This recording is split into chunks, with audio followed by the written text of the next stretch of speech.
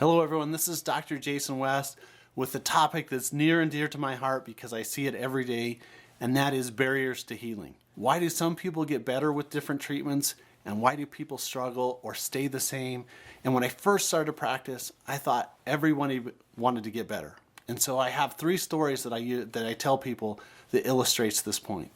The first story is I had a lady come into my office in 2005 that had a severe case of rheumatoid arthritis. She investigated some of the recommended medical treatments and didn't like the side effects of the prescribed program. And so she came into the office and she said, Dr. West, how can you help me? And we did a series of toxins elimination and inflammation elimination and with some vitamin infusion therapy. And we treated her every Tuesday for about 2 years. Now last year she snow skied like 52 times and ran the St. George Marathon. And the moral of that story is if you treat people long enough with good stuff, everybody gets better. That's what I thought for years, and that's not the case because I had another patient come to my office from New Jersey that had some MS, and it was a pretty severe case, and I thought in my head, if I treat her with these vitamin infusion therapies for an extended time period, I really believe that I can help her. And what happened is we treat her roughly 3 times a week for a year, and at the end of the year, I didn't really see any outcomes, and she was disappointed and frustrated, and I was disappointed and frustrated. And the moral of that story is that you can't overtreat people. If you're providing a therapy that's not getting good clinical outcomes, stop doing the therapy. Now, just when I thought you want to treat people forever and then you don't want to overtreat people, I had a wonderful patient come out from Florida that thought she was going to die. Her name's Amanda. You can actually see her testimonial on our VideoTube channel, where she went from a wheelchair and thinking she was going to die to really good health. And her story was, as we started providing the treatments, I didn't know if she was getting better, and I didn't want to overtreat her. I didn't want to give up on her, and I walked into the room one day, and I was getting ready to tell her, I don't think that this is working. You need to go back to Florida. And she said, Dr. West, I want to show you something. And she got up out of her chair and she started walking. She said, I haven't been able to do that for years. The treatments are working. And the moral of that story is that you can never take away patients' hope.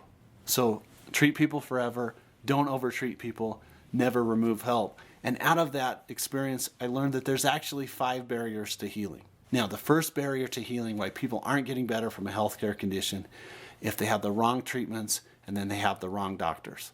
And so sometimes you're just doing the wrong thing, or the medical community or the alternative medicine community is doing the wrong thing, and we're not getting very good outcomes. And I think this is so important, if you have a healthcare condition, to research your healthcare condition and know all of your options and find the doctor that's right for you. And how do you know if you have the right doctor? Is if you're getting good clinical outcomes, you're making progress.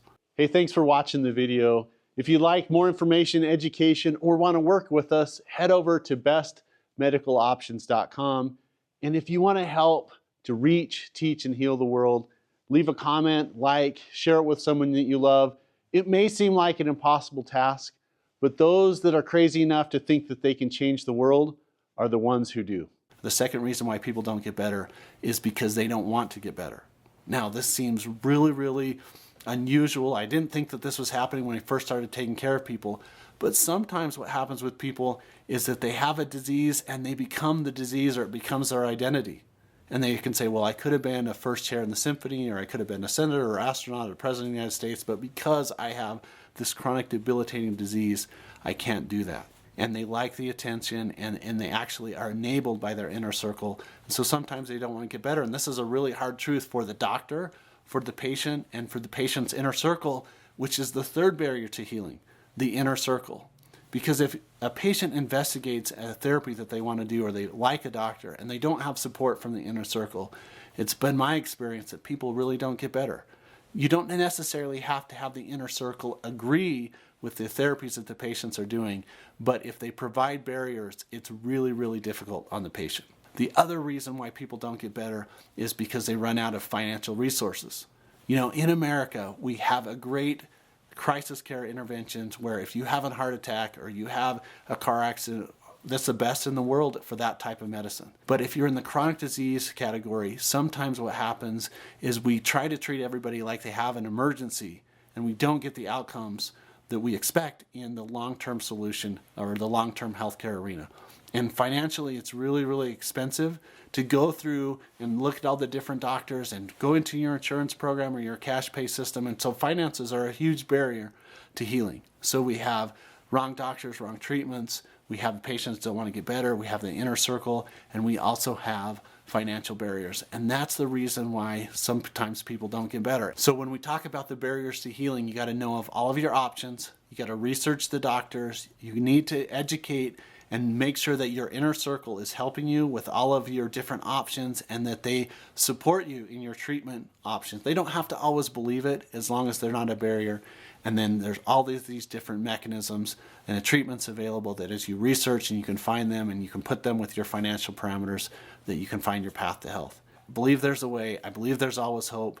And one patient at a time. This is Dr. Jason West, and we'll see you on the next video.